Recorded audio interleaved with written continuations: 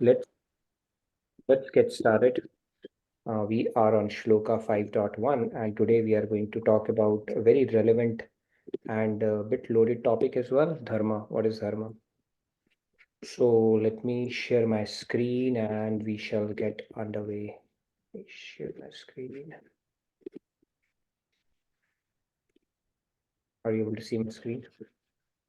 Neither may be continued.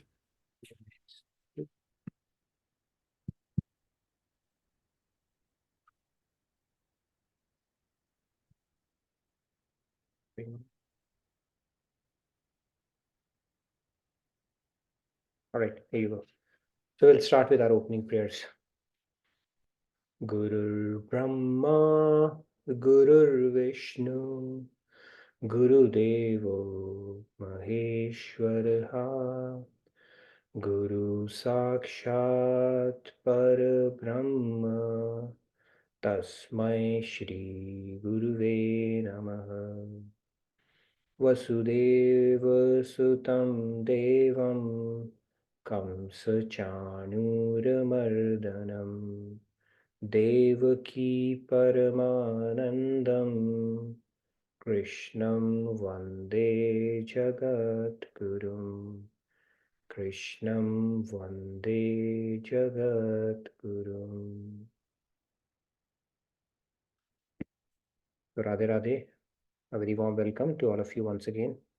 So let's get started with our Soul Soup segment like we always do. Just give me a sec. Okay, so we'll get underway. So in our Soul Soup segment, we are doing the happiness, success, and fulfillment series. And as part of that, today we are going to talk about who wins the battle between. There's a battle that ensues between two entities within us throughout. We have been talking about discipline, willpower, and all. And today we will carry forward that discussion to bring in the concept of this battle that is always going on between two wrestlers within our mind. Okay, this is the battle, and depending upon who wins, that determines whether we are doing ourselves a favor or we are actually making ourselves weak, with regards to our spiritual journey. And this battle actually ensues between our mind and intellect. Okay, so talking about discipline, we were talking about discipline. In order to enforce discipline, we have to win that battle. Okay, and that's a battle which is fought within you only. And this battle is between the mind and the intellect. So we spoke about the correlation between success and self-control yesterday. People, there are two entities which are, there are two variables or two dimensions rather, as the sociologists have discovered. What are those two things? One was the intelligence, the other was self-control. Now, intelligence, to larger extent, we are endowed with, because of various factors, we can acquire it as well. But self-control is something we cannot undermine. The importance of self-control, and that is something that can be systematically, consciously, mindfully inculcated. And that aspect of it is actually controlled by our intellect. So what is this battle between mind and intellect? This battle is between our scriptures say that there is two kinds of happiness. One is called the prayas, the other is called the shreyas. Now, this conflict that we are talking about, it is basically our mind usually goes for things which are, pleasurable, and intellect goes for things which are, in through intellect we can actually go for things which are beneficial. The way this hierarchy works is that your mind cannot do something unless it has gotten a stamp of approval by the intellect. The intellect can veto any activity of the mind, right? We have, like in UNO, we have five powers who can veto. Any power can veto any decision. They cannot make a decision until all the members agree. Similarly, our intellect has a power to veto our mind at any point. right? For example, your mind might say that, okay, I want to take it easy, I want to sleep, but your intellect would say, no, you cannot sleep. You have an important meeting or an urgent flight to catch. Wake up. So intellect has the power to overrule it. However, mind has a tendency to go for things which are pleasurable. It likes to go for things which are pleasurable. And that is where it is said, scriptures say there are two kinds of happiness, we can go for. One is prayas, one is shreyas. Prayas is something that is, the shreya is a happiness that seems like bitter poison in the beginning, but turns out to be sweet like nectar later, right? Like, for example, we wake up early and exercise, it may seem very painful to begin with. But when health improves, we see the consequence of it and the benefits, then we think this hard work is well worth it. The opposite is praise, which is like nectar in the beginning, but transforms into poison later. For example, you may enjoy a large cup of ice cream or an extra helping of a dessert. It will give you an immense pleasure momentarily, but when the body's physical parameters they start to deteriorate and start going out of control, then it turns into an agony after a while. So the self-control, the willpower aspect of it basically is we can actually influence it or control it or strengthen it by proper knowledge that we should go for the Shreyas kind of happiness, which is bitter to begin with, but sweet like nectar in the long run. There's a saying in Hindi, right? Bado ka kaha and amla ka swad. You will get to know a little later, like you have amla, which is called gooseberry, I believe. So if you taste it, it doesn't seem, it seems bitter and sour to begin with, but after a while it tastes sweet. This is what the Sharia's happiness is. So this battle, the more we let our intellect win, the more we are strengthening our mind. The more we let our mind win, the weaker we are becoming spiritually. This is the very simple principle because mind seeks pleasure and we have to go not go for pleasurable thing but for beneficial things. Okay, this is the battle that we need to win, and when we do that automatically we are adhering to discipline. It would require discipline and it will strengthen our willpower as well. Okay, when we exercise self-control, when we go for interim pain for a long-term pleasure, we are strengthening our willpower, which essentially means that we are thickening the prefrontal cortex of our brain. This is the thickness of that determines our willpower. So the more we exert it, the more thicker it will become and easier it becomes down the line. Okay. So with that said, this is our soul soup segment for the day. Let's move on to our Bhagavad Gita shloka, which is what we are going to discuss in detail today. So let's move on to that. I'm going to recite it. You're welcome to follow along. Arjun Uvacha Sannyasam Karmanam Krishna Punaryogam Cha Shansasi Yachreya Etayorekam Tanme Bruhi Sunishchitam. Okay, take a few hands. Sandhya, Radhe Radhe. Radhe Radhe. Arjun Uvacha Sannyasam Karmanam Krishna Punaryogam Cha Shansasi Yachreya Etayorekam Tanme Bruhi Sunishchitam. Very nice, thank you. Let's take the remaining hands real quick. Maybe Rahul, take Radhe Radhe. right hands. Radhe Radhe. Radhe Radhe. Arjuna Uvacha Sanya. Sorry. Go. Yeah, we can hear Radhe you. Radhe. Yeah. No, it was muted again. Okay, now it is unmuted. Arjuna Uvacha Sanyasam Karmanam Krishna Punaryogam Cha Shansasi Yachreya Etayor Ekam Tanme Bruhi Sunischitam. Radhe Radhe. Thank you. Radhe Radhe. Sorry. Okay. Can take maybe Yeah. 3 more hands whose videos are on, or let's see how far we can come. We have a hard stop at 10, so let's take maybe 3 more hands. We have a lot of discussion coming up today. So Radhe Radhe. Arjun Uvacha Sannyasam Karmanam Krishna Punaryogam Cha Sanshasi Yachreya Etiyorekam तन्मे ब्रूहि सुनिश्चितम्. Can Radhe I Radhe. Rahul? Yes, Dinesh ji.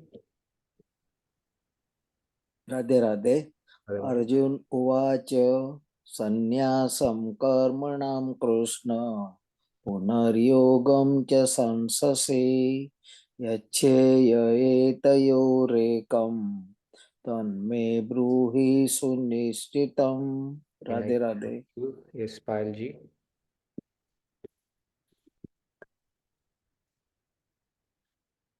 Payal Radhe ji Radhe Radhe Radhe. Radhe Radhe Arjun उवाच सन्न्यासं कर्मणां कृष्ण पुनर्योगं च संशसि यच्छ्रेय एतयोरेकं तन्मे ब्रूहि सुनिश्चितम्. Radhe Nice. Radhe Radhe Radhe. Radhe Radhe Prabhi ji. Let's do it quickly. Yeah, thank you, Radhe Radhe. 2, 1, please go. Yeah, thank you. Arjun Uvacha Sanyasam Karmanam Krishna Punaryogam Cha Sanshasi Yachreya Etayorekam Tanme Bruhi Sunischitam. You very nice. Aparna ji, please Thank go ahead. you. Radhe Radhe Arjun उवाच सन्न्यासं कर्मणां कृष्ण पुनर्योगं च शंससि यच्छ्रेय एतयोरेकं तन्मे ब्रूहि सुनिश्चितम्. Nice, Thank Manish. you, Radhe Radhe. Go ahead. A lot of perseverance, so please go ahead. Please, Manisha ji. Radhe Radhe Arjun उवाच सन्न्यासं कर्मणां कृष्ण पुनर्योगं च शंससि यच्छेय एतयोरेकं तन्मे ब्रूहि सुनिश्चितम्. Radhe Radhe. Arjun, and well supported by Monica ji. Arjun, you were the main reciter. Very nicely done. Yes, Manisha ji, please go ahead. Okay, we'll take 2 more. Arjun I'll make up for it. Yes, Manisha ji. Arjun Uvacha Sannyasam Karmana Krishna Punaryogam Cha Sanshasi Yache Ya Etayorekam Tanme Bruhi Sunishitam. Radhe Radhe.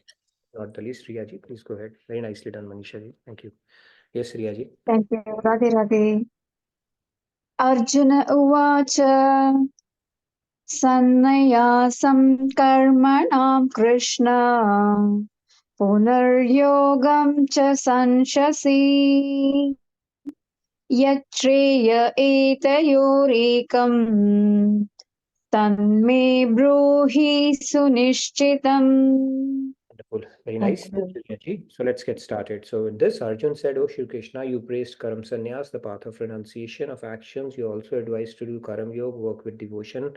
Please tell me decisively which of the two is more beneficial." Now, this whole discussion, we will systematically go to each one of these yogs and see what Lord Krishna is going to say in next shloka. Okay, he's giving his verdict on this, but we'll have a build up. We will build it systematically as to why he's saying which one is more superior, right? So let's continue on that. We are going to pick up another aspect of this whole thing. Yesterday we spoke about Karam Yoga. These are the questions which we are going to tackle as part of this discussion. That are these mutually exclusive or different? Are these same? Is there an overlap? Which of one of the two is more better and beneficial? Okay, this is what we are going to cover as part of these discussions. Okay, and then we spoke about the concept of fight the war and yet not fight the war. What does it mean? Fight or not fight? It's what Arjun is asking. And when we do an action, like this is the context of Bhagavad Gita, where Arjun has gotten confused about what he should be doing in the context that he's in. Should he lift a weapon against his own relatives, fight the war, or not fight the war? And Lord Krishna is saying, fight the war and yet not fight the war. And that is essentially what we are in as well. We are also fighting a battle pretty much every day in our head, right? And in that battle, how do we ensure that actions that we do or the endeavors that we do are not binding? It is taking us closer to the goal of life as opposed to entrenching us further in this material world. Okay, that is the whole idea behind Karma Yoga. Now, we also spoke about the science of the self. When we talk about the science of that self, then we are divine soul, not this body. Right? And when we offer the fruit of our actions for the pleasure of God, that's when it becomes a non-binding karma. When we do it for our pleasure with a sense of enjoyment, then it becomes a binding karma. So we came till this point. Now, moving on, not fighting the war, fighting the war. We spoke about this concept as well. When we do it with self-interest, it becomes a binding karma. And when we do it for the pleasure of God, it becomes a karma or non-binding karma. And we looked at it through an example in our real life as well. If we run away from worldly responsibilities, it is like not fighting the war, which is strongly condemned. Okay, we will incur sin. If we are doing things for our self-interest so that we can enjoy more in life, we are motivated by greed, envy, prestige, sensory gratification, etc., then it is a binding karma, and it could invariably fall into tamasic, rajasic, or sattvic categories depending upon the motive that you are bringing. If you fight the war as a matter of duty, it is a higher purpose. It is sattva. It is a good deed. It's a noble deed. It is well directed, but still not perfectly aligned. Why? Because it is also binding. It will give you good results. It will give you celestial abodes, heavenly abodes, but will not take you beyond the cycle of life and death. Now, when you do it as a matter of duty for the pleasure of God, with a sense of a higher purpose, which is the deeper understanding that what is your relationship with God and what is your true self, that is when you're aligning to Karma Yoga. Now, let's carry this discussion forward and understand what is Dharma. Okay, I will tie it all together. You might be thinking these are all separate discussions, but we will tie it all together finally, leading up to the discussion of Karma Yoga and Karma Sannyas. Okay, so we will do a bit of a thesis on this topic so that as a group, we are very comfortable with these concepts. Okay, Karma Yoga, Karma Sannyas, what does it mean? Why God is suggesting that, and it should just make sense. Okay. Now let's talk about dharma or adharma today. Okay, let me pose some questions here to get this discussion going. Now, by the way, dharma, for the benefit of people who do not have Hindi as their mother tongue, because this word is something that comes across fairly regularly. But dharma means something which is morally correct, loosely translated to English. Adharma is something morally incorrect. Okay. Now, let me pose some questions. If you have read Mahabharata or some of bit of a history, Now, Karna choosing to side with Duryodhan for the sake of friendship. A friend in need is a friend indeed, right? We know that. Now, if you have read Mahabharata, do you think he was on the side of Dharma? I mean, you can raise your hand who think he was on the side of Dharma. You don't have to respond to that quickly. Maybe we can have a bit of a discussion, but show of hands maybe. Anybody who's raised their hands? I don't know, I can't see any. Nobody. That's interesting. If one raises, then somebody more will raise as well. Okay. Now, second one, Bhishma choosing to side with Kauravas because of his oath of allegiance to the Hastinapur throne. Right? He had taken salt off, right? So oath of allegiance, and to live by promise or to live by word is a virtue, of course. But do you think he was on the side of Dharma? Tough one. Okay. Anybody raising their hands? I see a lot of crosses here. Okay. Prithviraj Chauhan forgiving Muhammad Gauri 20 times. Forgiveness is a great virtue, actually. I think that was on the side of Dharma. Anybody who can raising hands here? By the way, he forgave him 20 times. Yes, Monica ji, you think, oh, you're raising hand. You think that was a good Dharma? Is that why you're raising the hand? Okay. Okay, thank you for unmuting. No, that is absolutely not dharma. Okay. Nitin ji, a lot of people had to pay for it. All right, fairly. Yudhishthir hesitating to lie against his value system and prompted by Krishna. Now, Krishna is prompting him to lie and he's hesitating. You think he was on the side of Dharma? Monica ji is saying, okay, you think it was Dharma? Yes, go ahead. Why? Why do you think that it is Dharma? I mean, it's slam dunk, right? Why would somebody lie? Truthfulness is a virtue, and when God says that truth is Him only, yes, go ahead. For the greater good, Nitin ji. Okay.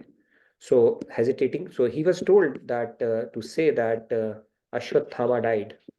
And Krishna told him to say that Ashwatthama died, although the elephant was killed, right? He was telling him it was Ashwatthama died, but he hesitated to say that. And he said that, but under his breath, he muttered, Kunjar, not Nar, basically the elephant and not the, because it was very much against his value system to lie. And he was an avatar of Dharmaraj himself.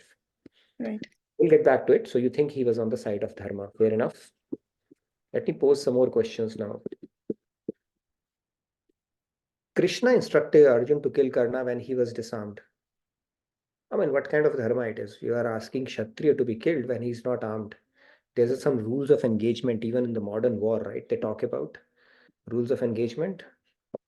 You know, even in the Mahabharat war, when the conch shell would be blown at sunset, you're not supposed to fight war. And after that, they used to party together, you know, Kauravas and Pandava camps. But then Karna, when he was disarmed, Krishna said, go and shoot him. Karn, being Karn, his ears were very strong. He challenged Krishna, what kind of a god are you? Okay, what kind of a moral, you are teaching here, and the precedent you are setting by telling that to Arjun. So anybody who thinks it was on the side of adharma, now you can raise hand. Or anybody who thinks it's a side on dharma, a lot of tick marks. Okay, now you can raise hand when you, okay. Anybody who thinks it was dharma, you can raise your hand. I mean, say tick.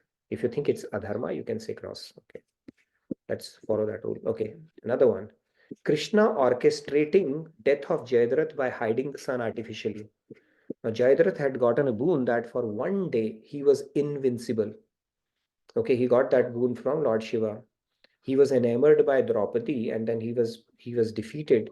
But then he, in vengeance, he worshipped Lord Shiv, and he wanted to defeat Pandavas, and then he was granted a boon that, okay, wherever, whichever side Krishna and Arjuna are, you can't defeat them. And then he had a modified boon that, okay, on one day he'll be invincible. And they chose the 14th day of Mahabharata to fight that battle, because when Abhimanyu was killed, Jayadratha was instrumental. He was one who was holding the army. So he was instrumental in getting Abhimanyu killed. So Arjun had taken a vow that if I don't kill Jayadratha by sunset tomorrow, then I am going to finish my own life. And they said, all right, this is the time to utilize that boon. Jayadratha cannot be defeated one day, and Arjun will kill himself. And if Arjun is gone, Pandavas are gone. Okay, and then what happens? Jayadratha was invincible that day. Of course, nobody would beat him. And just close to the sunset, Lord Krishna, he hit the sun with his disc. Okay, so artificially sunset happened, and Jayadratha was, wow, job done now. Arjun is dead. And he came out, he was hiding behind, and then Krishna instructed to Arjun, go and kill him. But there was another trick to it, right? So he had a boon. His father had given him that thing that whoever would become responsible for slaying my son or putting his head on the ground, his head would burst into pieces. So the way Arjun killed him was the arrow carried his head to his father's lap only, who had given him that boon. So the moment he saw his son's head, he dropped it on the floor, on the earth, and he himself burst, like Frankenstein monster thing. So God does it things very strategically and smartly. Okay, he killed two birds with one stone. Now he artificially hit the sun. Now, is it dharma? Yes, Kumarji, I think you've gotten. Go ahead, please. Yeah, Jai Hanuman. So it was not artificially done. It was a solar eclipse which he kind of timed it. I mean, yeah, he used his disc to do that basically, just to get Jayadratha out of the hiding. And as soon as it happened, he removed that, right? Just so that, to tell him that technically the day is not yet over. Okay, nevertheless, I think it was orchestrated by Krishna. That is the bottom line. Krishna was doing a lot of stuff during the battle as well. Now, is it dharma? Now, Krishna being a Kshatriya running away from the war against Jarasandha. Now, he's telling Arjun, don't run away from the war. And he's himself running away from the war. And one of the names of Krishna is Ranchod. People celebrate that, they sing big songs and glories and saying, yeah, Ranchod, this, that, kind of a deal. Now, what kind of a dharma is that? Or for that matter, Buddha leaving his wife and kid behind in the middle of the night. Now, what kind of a dharma is that? Now, anybody who has a question who would agree none of it is dharma or adharma, anything on this one that you want to talk about real quick before we get into the deeper discussion around this? There are too many examples around it. I've not even gone to Lord Ram as yet, okay? Killing Bali and all that stuff. But you kind of get a sense, right? What is dharma? What is adharma? Is it a straightforward thing to figure out in these kind of scenarios? And what is a rule of thumb you can apply if there is any? Anybody? Yes, Komalji, you wanted to say something? You're giving a lot of ticks today.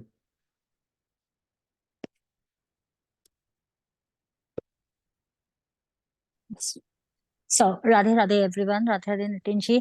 I think whatever, I mean, I saw like Mahabharata last year when I started my Bhagavad Gita Jayanti, Bhagavad Gita classes, but I would say that whatever Krishna did, it's all dharma. So yeah, I know there are a few things he did it by saying that he needs to do that to make sure to win this war. But I think, yeah, I feel, according to me, it's all dharma. Okay. Maybe wrong, but yeah. Okay, sure. We'll come back to that. Yes, Okay. Samji, want to add something? Then Preeti ji, Pratusha, and I think Sandhya had raised her hand as well. Yes, Samji. I think one thing, the Lord Krishna, whatever he was doing it, so is dharma. And second thing, whatever he or somebody does it for the larger benefit of the humanity, to save the humanity from the catastrophic things, that becomes a dharma at that particular moment. Fair enough. Okay, that's good. Yes, Preeti ji, you wanted to add something? Yeah, thank you, Samji. Yeah, so if there is a sadhu that's meditating and he sees in wedding people wearing lot of ornaments going to the right, and after like 30 minutes he sees the robbers with the sword and they want to rob the entire crowd of the ornaments, and he asked the sadhu, have you seen a lot of people wearing ornament? What side did they go? And he, even though he knows they went to the right, he says to the left. Now he lied, but that was his higher dharma at the moment. So whatever is your higher purpose, and if you're lying because of that, that is okay in the eyes of God. So what Krishna was doing was he was doing was for higher purpose, to serve the higher purpose. So everything, all these things, even though they look like a dharma, they were the dharma at those moments. Got it. Fair enough. Thank you, Preeti ji. That's a good example. So the point here is it's pretty complex, to know a lot of subjectivities there. What is dharma? What is not dharma? To get it absolutely right is not an easy thing at all. Yes, Pratusha, you want to say something? Radhe Radhe, sir. Yes, I would say that, like in the Karna's case and Bhishma's case, it could be also that their mind got more overpowered over their intellect, and they don't know which path to choose. And saying when the Krishna is saying things, probably they are taking because they realize that he knows more, and somewhere they have that idea that he's God. And the other thing is probably the limitless of their intellect. They don't have enough, knowledge or divine knowledge to even consider that, the opposite person could be saying for your own benefit. So now here we are not talking about ordinary people. We are talking about Bhishma. One of them is Bhishma, who's one of the 12 Mahajans. Mahajans in our scriptures. They are not ordinary people. It's a very, very, very tricky thing to know what is the dharma. I was thinking about Bhishma, like maybe his mind got over by the emotion aspect. Fair enough. Yep. Yes, Sandhya, you wanted to add something? Good points, Pratusha, like always. I mean, just wanted to add this, that when it comes to choosing the dharma for the body, then yes, it can be very, very tricky. But when it comes to choosing the dharma for the soul, nothing other than aligning with God. So that is paradharma takes the precedence. So yeah. Yes, that's a good segue into our discussion that we are going to do today. So let's try to understand this whole dharma thing. Okay. What is the dharma here? Okay, so let's move on and we'll come back to this discussion and try to simplify it apply some heuristics or thumb rules around it so that this concept becomes a little easier for us to digest, assimilate, and understand, right? But let's move on. Let's leave a few things here. Now, in third chapter, God is talking about performing one's duties is necessary. Now, when we talk about duties, that is dharma. Okay, that is why I brought it that topic, because it helps to purify the mind. He also said that person who has already developed purity of mind is not obliged to perform any social duty. Now, what is the purpose of dharma, duty? It's a means to achieve an end. What is the end? To purify your mind. Okay, so let's keep that thought in mind. Now, swadharma. Let's understand the dharma aspect of it. Swadharma. What is our dharma or our duty? Okay, it's at two levels. One is aparadharma and what is paradharma, right? We briefly touched upon that. What is aparadharma? They are called bodily duties. Vedas prescribe this according to one's ashram or station in life and varna and occupation. They are at a bodily level. Okay, like as long as we are in bodily concept, we think of ourselves as a body, we are bound by worldly duties. I am the body, my family, my parents, varnashram dharma. Okay, all these are applicable to us. Now, if you look at it, what are the 5 afflictions of the material world? Avidya. Avidya means ignorance. Because of which what happens? Asmita. Ego comes, and we consider ourselves as a body. Then through asmita, then the other ones are rag, dvesh. Rag and dvesh. Then we start getting attached. This is mine. We get attached to those things. Or dvesh. This is what we want to avoid because this is not appealing to me and things like that. So we fall into the cycle of rag and dvesh. And then finally, abhinivesh. Abhinivesh is the fear of death. We think when this gross body is shed, our existence will cease to exist. Right? So all those things happen. That means we are in the bodily consciousness. When we are afflicted with these 5 things, then this aparadharma is something which is applicable to us, okay, at a bodily level.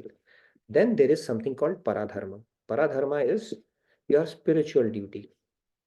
At the level of the soul, when you understand you are a soul, okay, or you have that understanding, or you want to awaken that understanding. It doesn't mean only when you have that understanding. When you want to awaken that understanding, then you start bringing your paradharma into the mix as well. Okay, where you start doing your prescribed duty of paradharma is to love and serve the supreme soul Bhagavan with devotion. That is the only duty, nothing else. No bodily duties are applicable at that point. When you think I am the soul, supreme duty now takes priority. I am the soul. Tvameva mata cha pita tvameva, tvamechu bandhu cha sakha tvameva, tumev.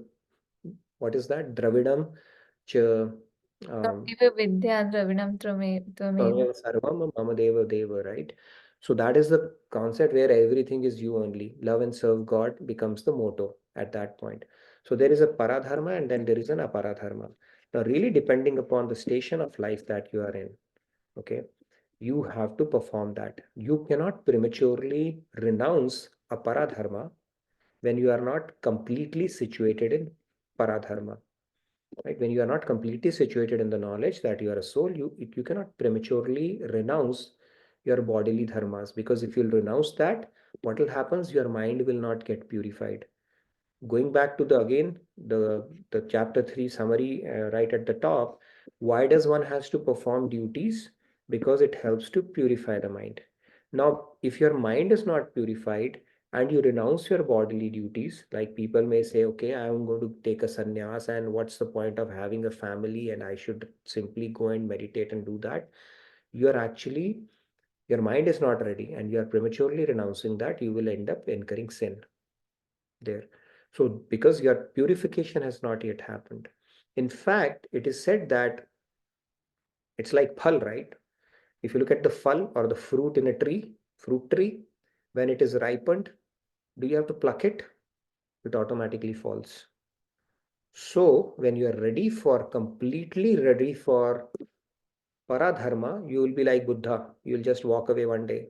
You don't even question that, you stay back because you have already ripened at that moment. But until we are ripened, we have to carry our aparadharma duties and add to the mix the paradharma, because it will awaken your true self as well.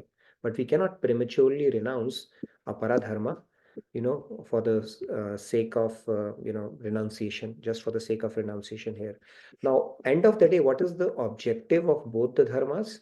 To purify and then finally serve God. If you look at the motive, why we are doing aparadharma? To purify our mind. Why do we want to purify our mind? So that we are situated in the knowledge that we are the servant of God. And then when we are situated in that knowledge, what do we want to do? Love God and surrender to God, right? So that means the objective of dharma is finally to love God and to serve God. And that is why in Bhagavad Gita, finally Lord Krishna says, Sarv dharmam parityaje mamekam sharanam braj. So now if Lord Krishna is telling you, do this, what is dharma now? You cannot have a dharma which can exceed the dharma what God is telling you, right? The objective is dharma, to surrender to God. When God is giving you an instruction, you cannot say, it's just like saying you are driving a car and the traffic policeman is saying, go. And you say, no, I will not go because I see the signal red. He is saying, go. You say, no, I will not go because the signal is red.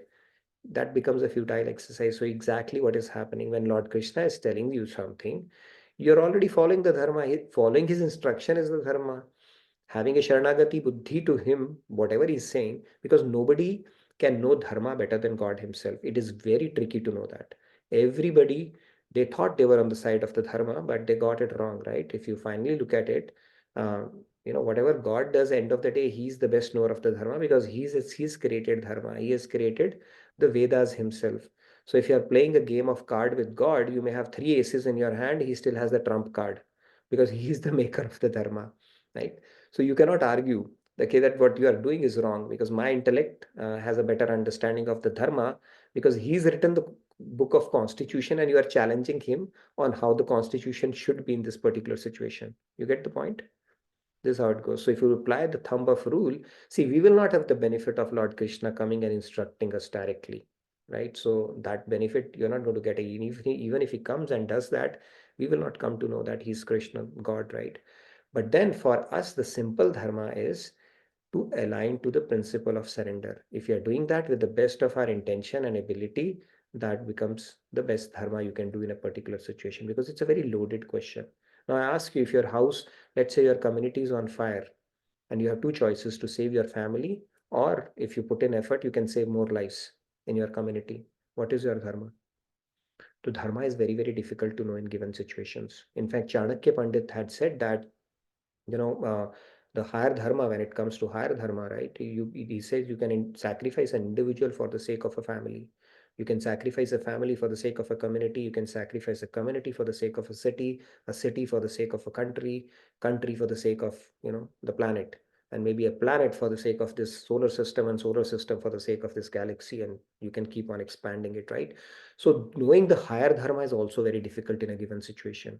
So for us as mortals, we are not mortal, but ordinary souls, rather than getting into the debate of dharma, good and bad and all that stuff, which is very, very contextual, right? We can just simplify this whole thing to align to the principle of surrender and say, God, I leave it to you. Okay, my intellect doesn't cooperate. If you have a benefit of guru and taking instruction from him in a given situation, go for it. But if you don't have it, just have purity of heart, sincerity, and try your best to align to that, principle of surrender. Like having those 6 principles are there: having acceptance, right, and then not complaining, prasada buddhi, having an attitude of gratitude, no sense of proprietorship, and no pride of having that, right? If we simply do that with the best of our intentions, that's the best we can do in a given situation.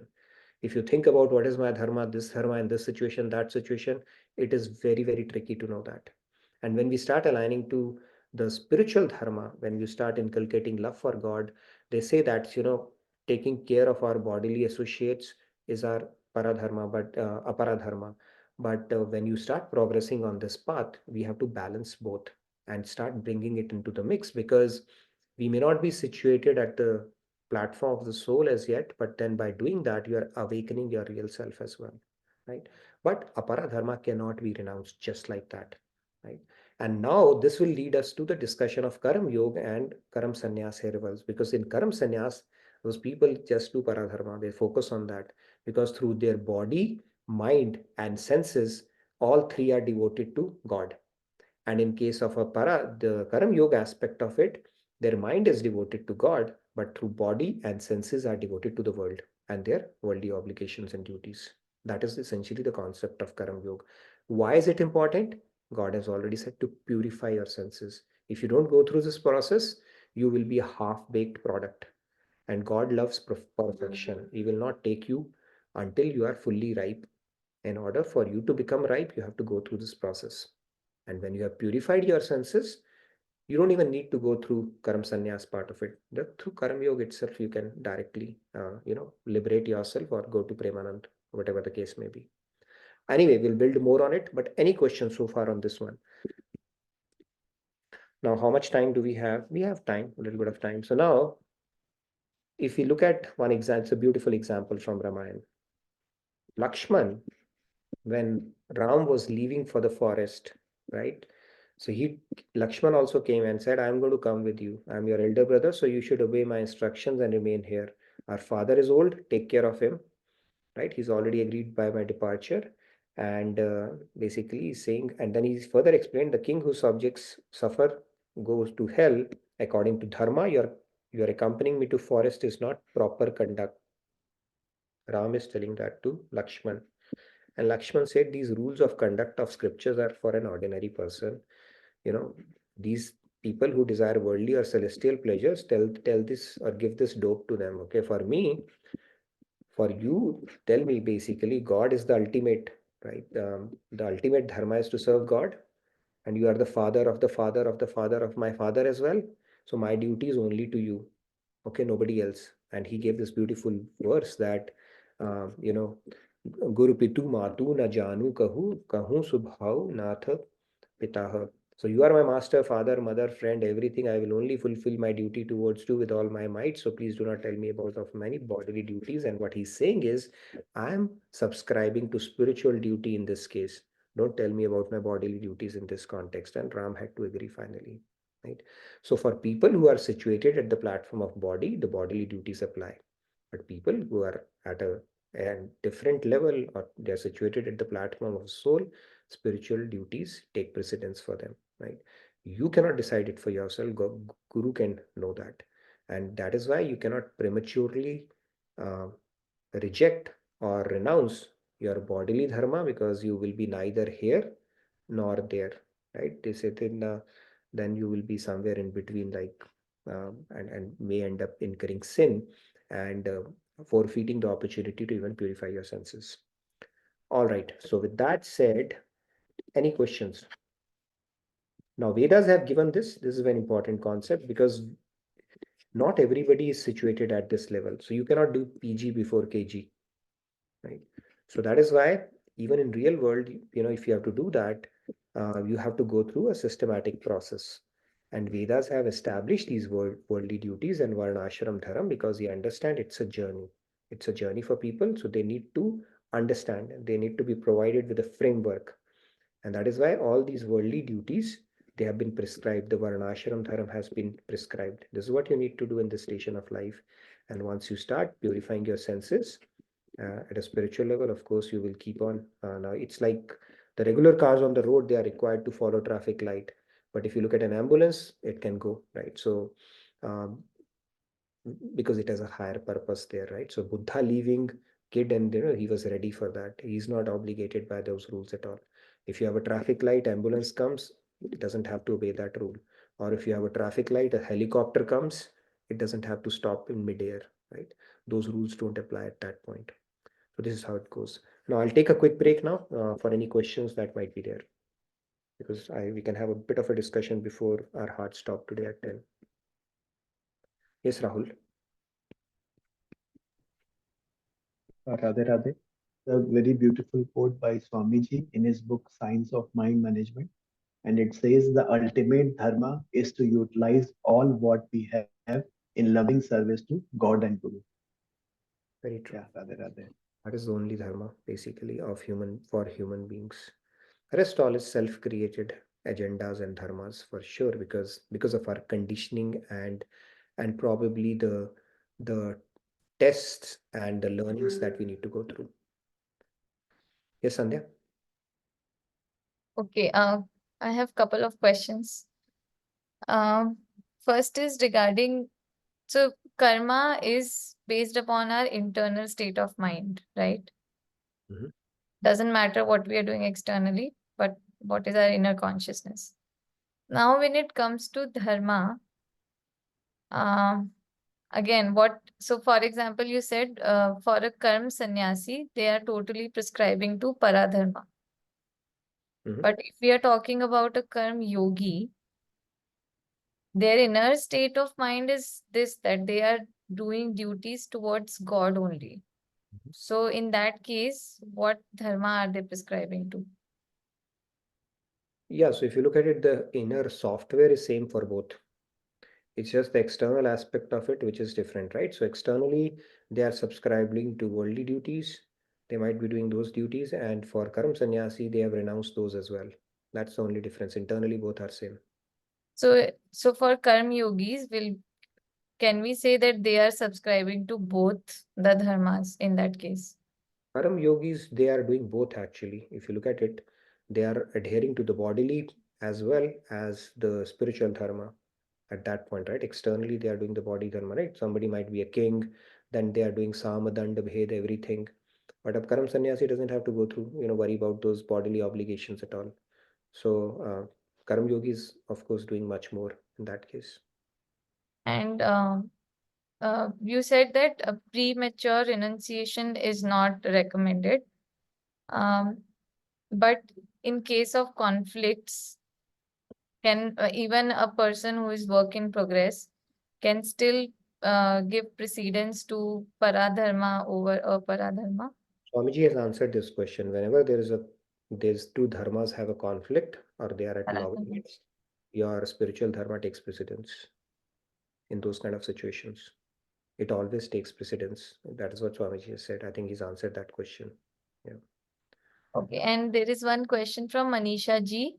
What is dharam regarding self-esteem? If self is referred as body or mind, but we are not this body and mind, how to differentiate then what is attacking our self-esteem in actual term and how to deal with it?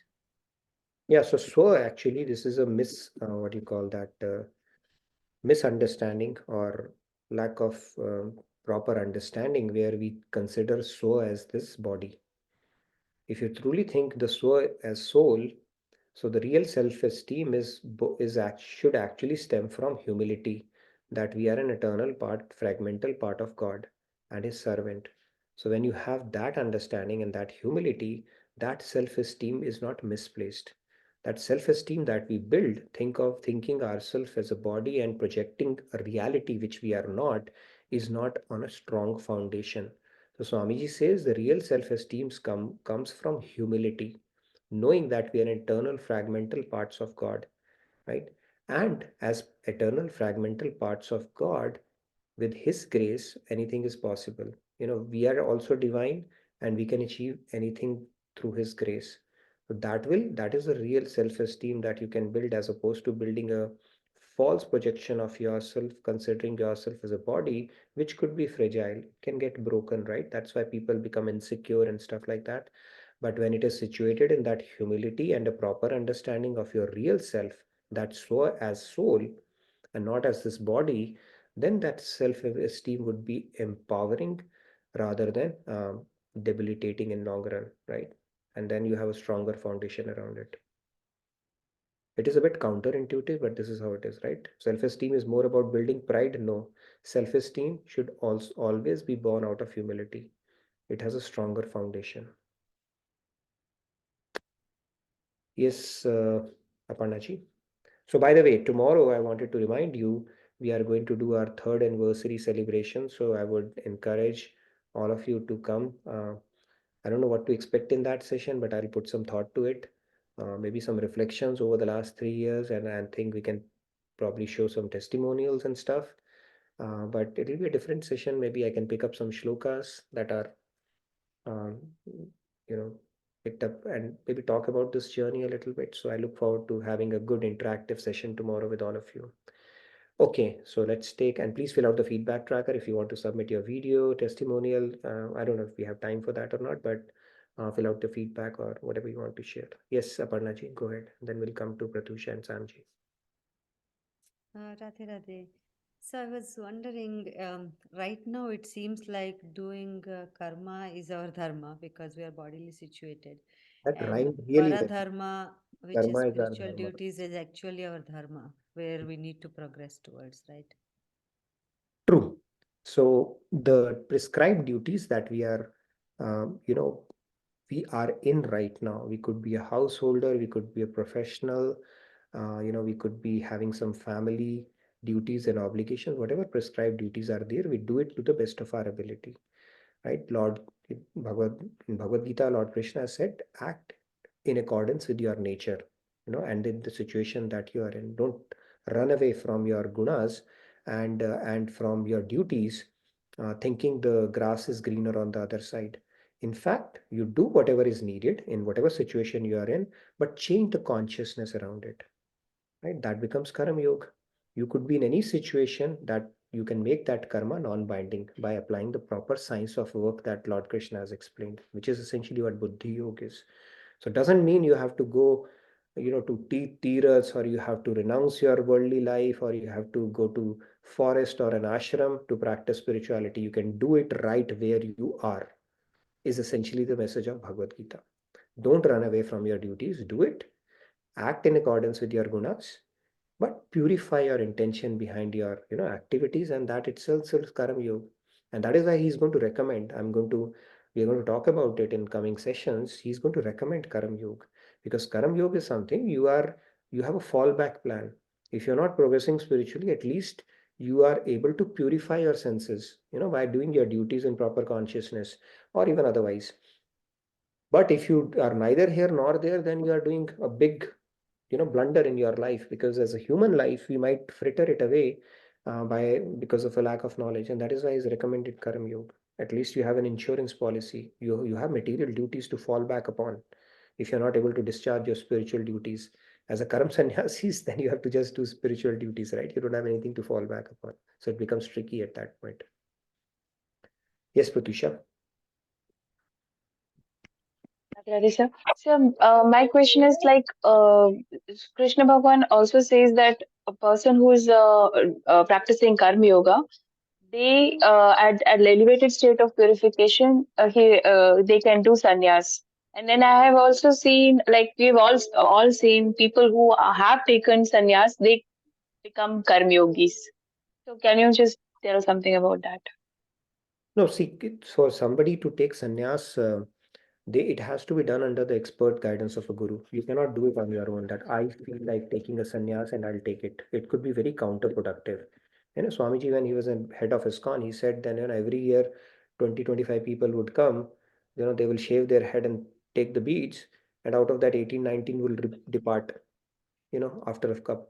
So when you are prematurely renouncing something that you're not ready for, that's always a risk. Or you haven't gotten the bliss of God, and your world is still residing in your mind, then you may end up smoking weed, as you see so many people, smoking pot and all that kind of a stuff. So that has to be done under the expert guidance of a guru. Now, is there an overlap between those two activities? Yes, sure, it could be. Now, if you ask me, Swamiji is a Karam Yogi or a Karam Sannyasi, there's a lot of overlap.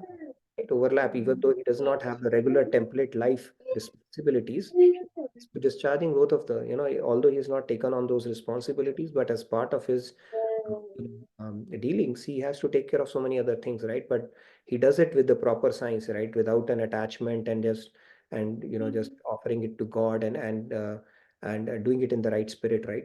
So there's definitely an overlap between the two. Without getting hung up in that, let's simply understand whatever we are doing, whichever station of life we are in, we can practice karma yoga in that. And that is a recommended path by Lord Krishna as well.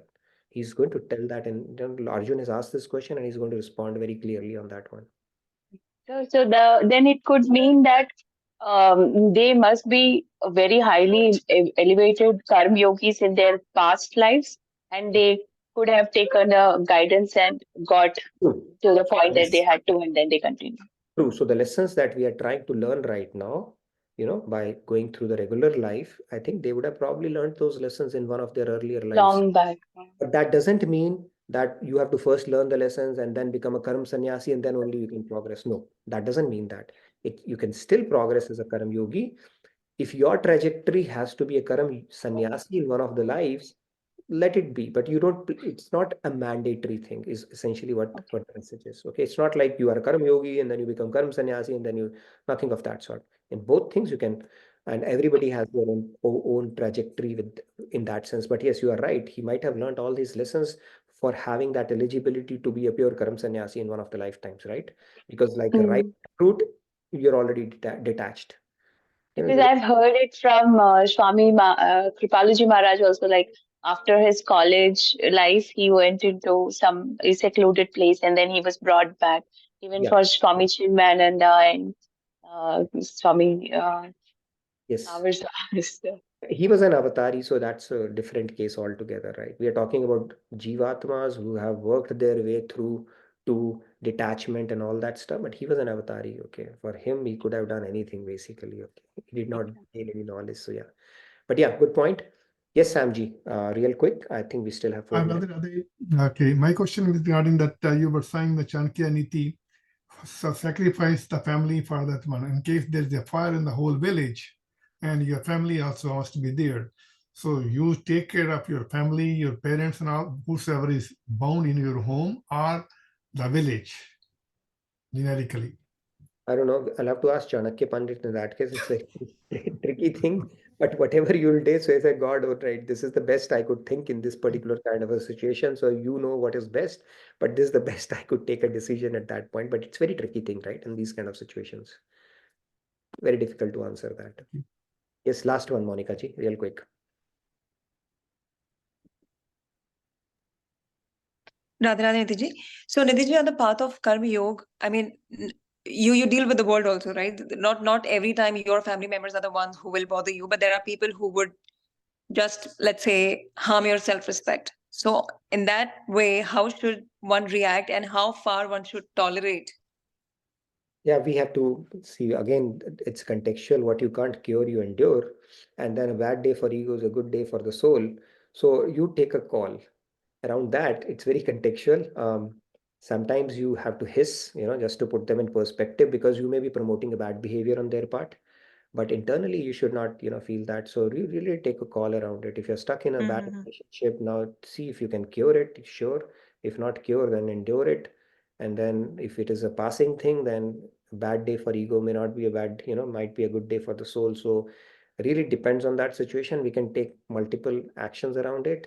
But the key thing is our inner growth should be our priority more than taking an ego ride around that situation, right? And then we can take a call. Is it a good thing for my soul or is it something good for my body? And if the answer is, I'm going to work on my soul, maybe you'll get some answer. What would be a best course of action in that particular kind of a situation, right? But let's discuss more. It's a bit contextual there. We have 2 more minutes. Any last questions? So tomorrow, again, I look forward to meeting you all.